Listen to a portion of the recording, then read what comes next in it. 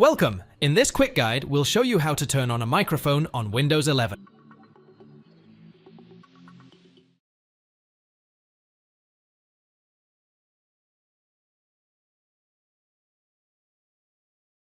Select Settings, gear icon, from the Start menu, or press the shortcut Win+, I select Privacy and Security from the Settings menu.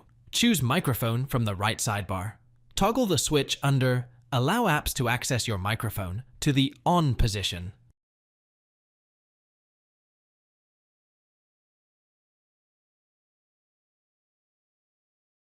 Right-click on the taskbar's speaker icon and select Sound Settings.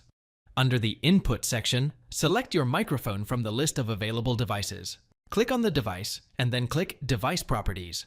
In the Device Properties window, under Audio section, and select Allow.